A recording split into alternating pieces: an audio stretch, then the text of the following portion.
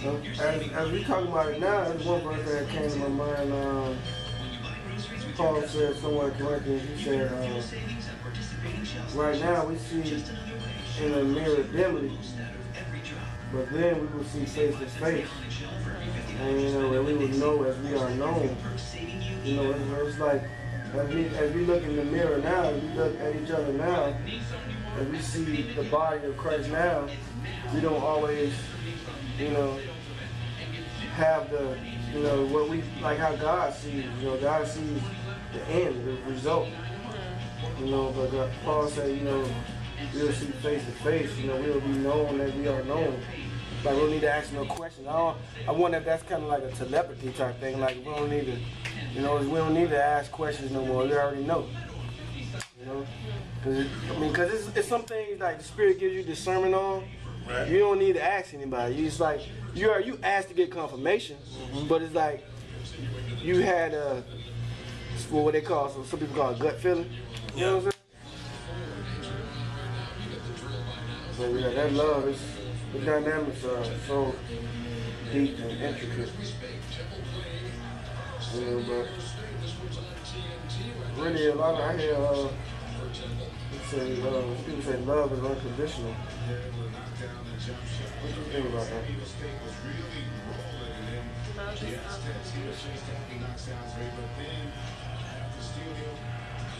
I don't know. Love shouldn't be conditional because love is an action word. Love does. It's not just an emotion. It's more so an act. It shows up. What do you think about love is conditional? I mean, the statement love is unconditional. Well, yeah, it's unconditional. But how do you condition yourself to love unconditionally? Right. Right. You know? Love in its perfect sense is unconditional, but as it relates to humans, it's a whole different story. Yeah. How do you do that? Yeah, I think that's a big difference between God's love and our love. You know, because you know, he is everywhere, knows everything, you know, and is all powerful. So, you know, he loves, I think, but at the same time, man, let me call you back in like 3 minutes. But at the same token, there's a proverb that says, God says, I will laugh when your calamity comes. You know, and it will come upon you like an unarmed man.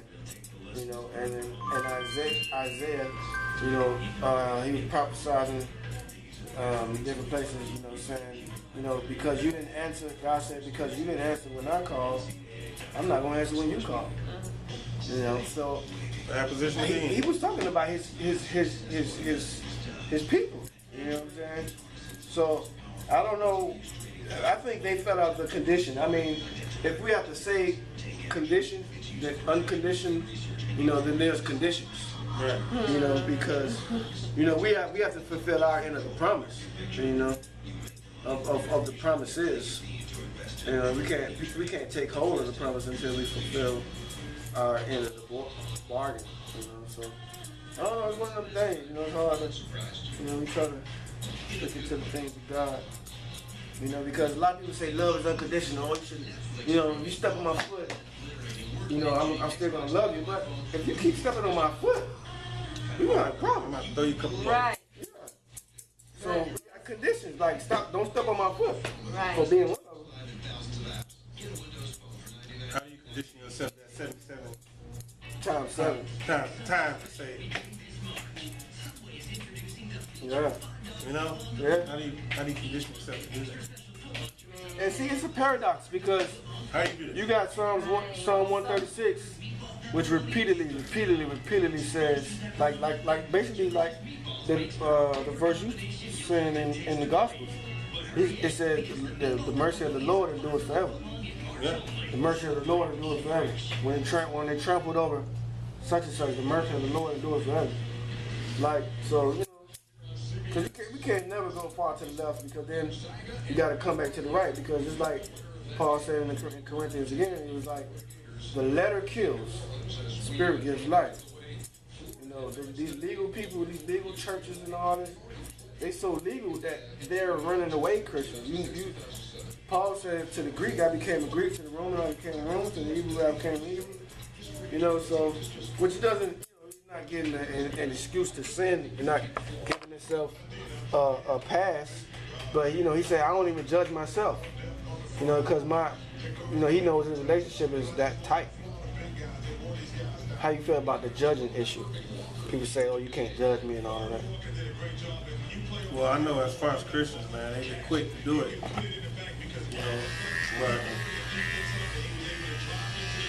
you know, that's something that I'm still learning about too, you know, myself, from judging folks, you know, and I've learned, you know, to just allow people to spring in their season. I know that. You know, yes, sir. Spring in their season, you know. Everybody show themselves in time. Like, I can't expect Will to be where I'm at when it's time for me to grow. Mm-hmm. And when it's time for Will don't expect me to be where he at, you know, if he's growing at a certain time, you know what I'm saying? Mm-hmm. You know, so just because a person is not where you are spiritually don't mean they will never ever get there. Mm-hmm. You know, so you gotta let people grow. Mm-hmm. Give them time to develop. You know? Mm-hmm. The season is different. You know? Hopefully everybody crossed the finish line. You know, so I can't be quick to judge, man. You never know what God's doing with that person at that time. You never know what he's going through. Some people have to be made. You know what I mean? So you have to give your time. Yes, but at the same time, as yourself, you just gotta be aware of that and try to encourage. Try to instill. Try to give an example. You know? Don't talk about your brother. Don't kick him while you're on the ground. Spin a hand. You know, if he catches flat, it'll be the spare tire. I agree. 100%, you know? So, that's how I feel about it. Shoot. I love it.